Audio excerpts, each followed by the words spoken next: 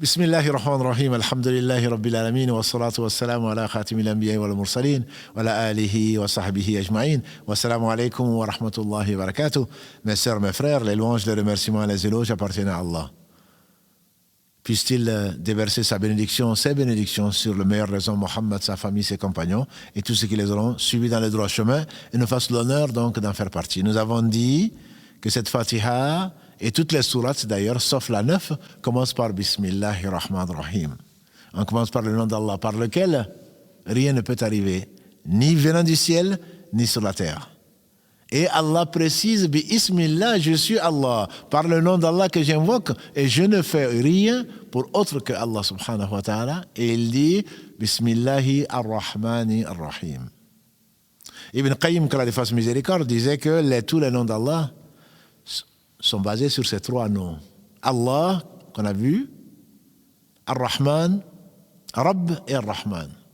Donc on va commencer par Rahman, Ar-Rahim. Rahma en arabe, c'est la miséricorde. C'est la miséricorde. Et les deux ne sont pas redondants. Ar-Rahman et Ar-Rahim viennent donc de la miséricorde. Quelle différence y a-t-il donc entre Ar-Rahman et Rahim? Ar-Rahman, c'est l'un des noms d'Allah subhanahu wa ta'ala qui est le titre de la sourate 55.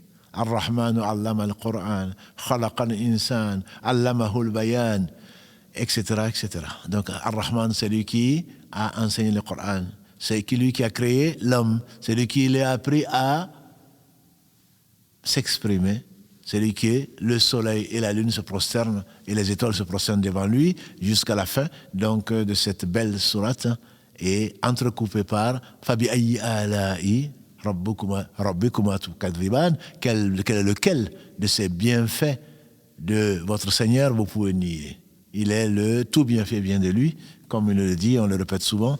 Donc, tous les bienfaits, il n'y a pas de bienfaits qui vous arrivent si ce n'est de la part d'Allah. Surat Nahl, surat les abeilles, verset 53.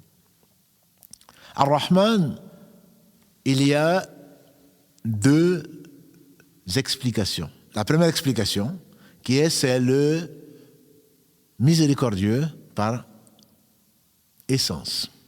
C'est-à-dire Allah, par essence est miséricordieux, personne ne doit prendre le nom de Ar-Rahman. Personne n'est Ar-Rahman si ce n'est Allah subhanahu wa ta'ala. Ar-Rahman. Donc c'est lui qui est la source de tout bienfait. Tout ce qui arrive, c'est lui qui le donne et il ne fait que le meilleur. Le prophète alayhi salatu wassalam nous a dit que Allah a divisé sa miséricorde, sa rahma. Tout rentre dans la miséricorde d'Allah. Elle est infinie. Dans ce bas monde comme dans l'au-delà. Dans ce bas monde, Allah a divisé sa miséricorde en 100 parties. Il a fait descendre une seule partie. De cette seule partie procède le fait qu'une jument, quand elle met bas, elle lève le pied pour ne pas écraser son poulain. Tout ce qui nous arrive, que ce soit la respiration, que ce soit la vue, que ce soit l'ouïe, que ce soit la santé d'une façon ou d'une autre, que le cœur qui contient ce qu'il contient de foi, et le cœur qui renvoie du sang dans différentes parties du corps, tout, absolument tout, la réflexion, le cerveau, tout absolument procède de la rahma d'Allah subhanahu wa ta'ala, même ce qui se passe entre la jument et le poulain, pas seulement chez l'homme, pas seulement chez les djinns, pas seulement chez les animaux, tout absolument que l'on voit ou qu'on ne le voit pas, la source de toute miséricorde est Allah subhanahu wa ta'ala. Et donc ça, c'est l'un des sens de Ar-Rahman, c'est le miséricordieux par essence. Ça fait partie des attributs, d'une des 4 catégories d'attributs qui sont permanents, entre guillemets, qui se manifestent tout le temps. Rien n'existe que par la miséricorde d'Allah subhanahu wa ta'ala. Rien n'existe que par la miséricorde d'Allah, parce que sans cette miséricorde-là, nous sommes tous perdus et rien n'existe. Ça, c'est l'une des explications de Ar-Rahman. Et Ar-Rahim, la différence serait la manifestation de cette miséricorde. Comme une mère est miséricordieuse vis-à-vis de son enfant.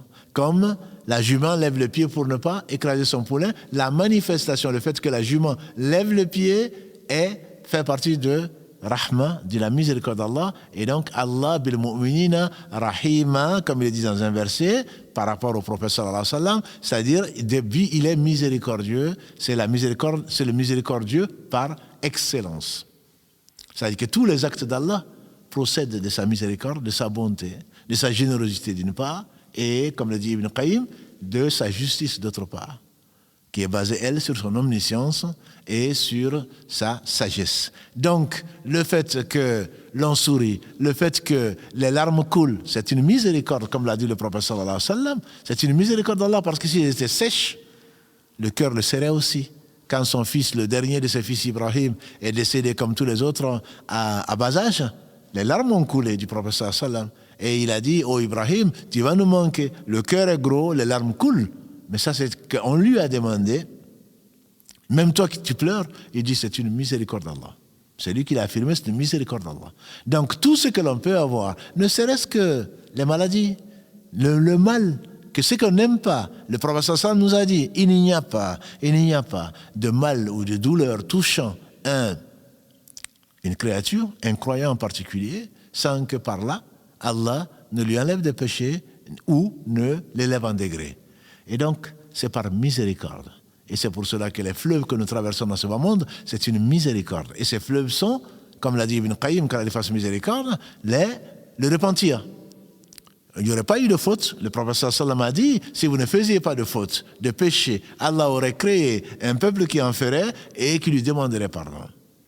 Donc, c'est le repentir. Il y a les bonnes actions qui ne sont que grâce à Allah. Par la miséricorde d'Allah, on ne pourrait être ni parler, ni voir, ni aller aux toilettes, ni faire quoi que ce soit sans la miséricorde d'Allah. Simplement, c'est le malade qui s'en rend compte. Quand on est constipé, quand on a la diarrhée, on se dit, mais comment c'était normal alors? C'est parce que seulement, c'est la perte de la chose qui nous fait voir l'importance de ce qu'on a perdu. Et donc, Allah subhanahu wa ta'ala, il est le miséricordieux. Mais les 99% de sa miséricorde ont été réservés à qui les arriverait pour les croyants au jour du jugement dernier. Comment, si on sait que la jument, le fait qu'elle lève le pied pour ne pas écraser son poulain, si on le sait, que ça fait partie du centième de la miséricorde depuis que Allah a créé jusqu'à la fin du monde, alors on ne va pas désespérer de la miséricorde d'Allah. Dans l'au-delà, Allah apportera autant de miséricorde pour pardonner à ses serviteurs croyants, mais à eux seuls. Le prophète sallallahu alayhi wa sallam a dit, si le pécheur savait l'étendue de la miséricorde d'Allah subhanahu wa ta'ala, même si le non-croyant savait l'étendue de la miséricorde d'Allah subhanahu wa ta'ala, il ne désespérait pas de rentrer au paradis. Et la fin du hadith, c'est si le croyant savait la rigueur du châtiment d'Allah subhanahu wa ta'ala, il craindrait de ne pas rentrer au paradis. Donc cette miséricorde, Allah subhanahu wa ta'ala va la déverser Ar-Rahim. Il est le plus miséricordieux dans ce bas monde et dans l'au-delà. Et par contre, Rahim, les serviteurs peuvent être des miséricordieux entre eux. C'est ce qui a amené de ce nom, Allah a fait sortir donc la Rahim. C'est le lien de parenté. Rahim, c'est la matrice. Donc, c'est ceux qui sont liés, qui ont un lien de sang, et Allah a rendu sacré. Donc, Silatul Rahim, le fait le lien de parenté, de le nouer. Et Allah a voulu, subhanahu wa ta'ala, accorder à ce lien ce qu'il n'a pas accordé à autre chose.